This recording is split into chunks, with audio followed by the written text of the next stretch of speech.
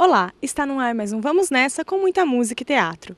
Neste programa, vamos conferir um pouco do cenário cultural do passado e do presente de São Carlos, com um vídeo sobre o teatro amador e outro sobre a banda Aldeia Reggae.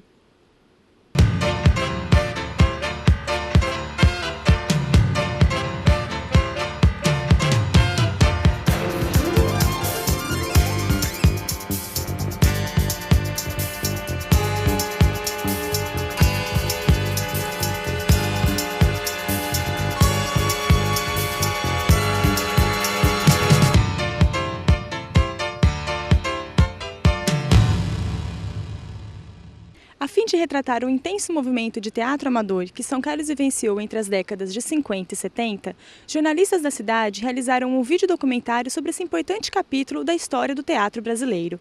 Assista agora trechos do vídeo com depoimentos dos protagonistas do teatro amador.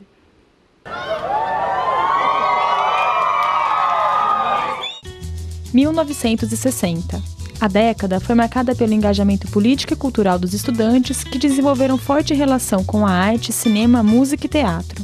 A preocupação era promover a arte brasileira para o povo que retratasse o Brasil e sua nação.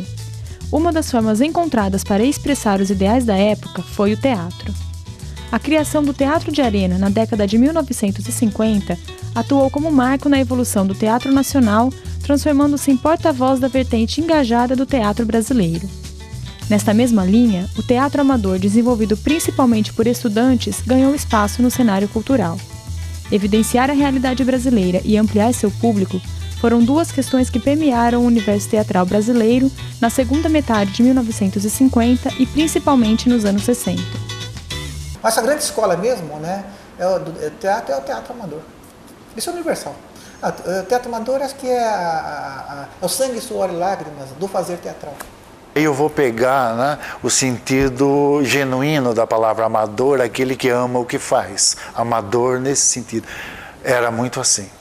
E não só o nosso grupo, todos os grupos. Foi muito importante para nós, para o nosso grupo e para a cidade e para o Estado esse movimento, porque a gente via a repercussão disso.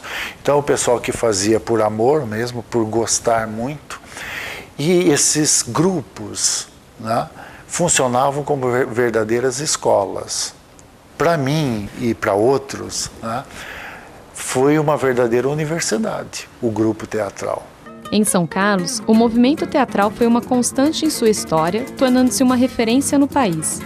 Em meados das décadas de 60 e 70, a cidade vivenciou o ápice do movimento de teatro amador, demonstrados por meio dos festivais e da Federação do Teatro Amador do Centro.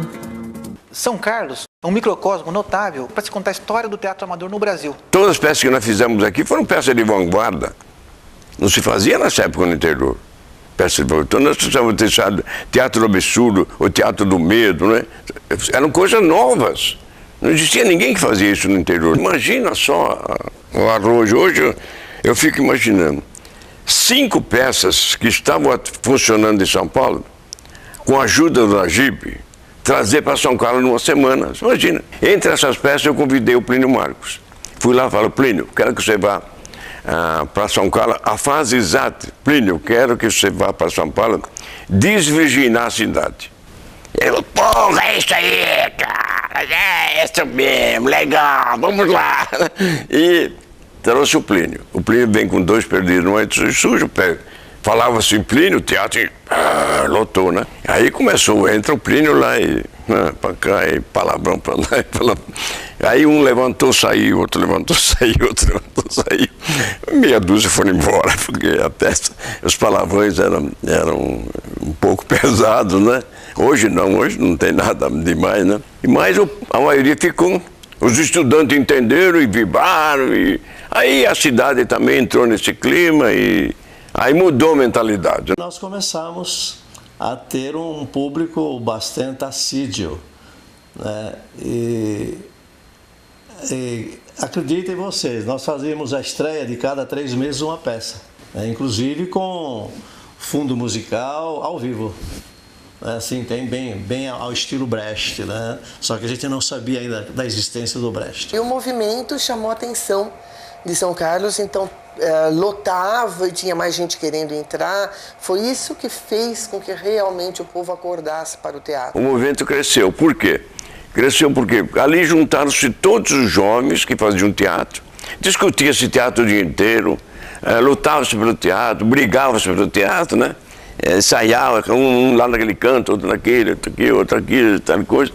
E isso deu uma solidez ao movimento. Em 1965, pessoas envolvidas com o movimento teatral da época impulsionaram a criação da Federação do Teatro Amador do Centro, a FETAC. O órgão surgiu em São Carlos e tinha como meta dar suporte às atividades teatrais na cidade e na região. A FETAC abrangia grupos amadores de Araraquara, Brotas, Descalvado, Porto Ferreira e Ribeirão Preto. A federação teve o apoio da Comissão Estadual do Teatro e foi a responsável pela popularização da arte. Naquele tempo, o estado estava dividido em 18 regiões e cada região tinha uma federação. Mais ou menos nessa época, havia no estado uns 400 amadores, com mais 50 em São Paulo, quase 500 amadores.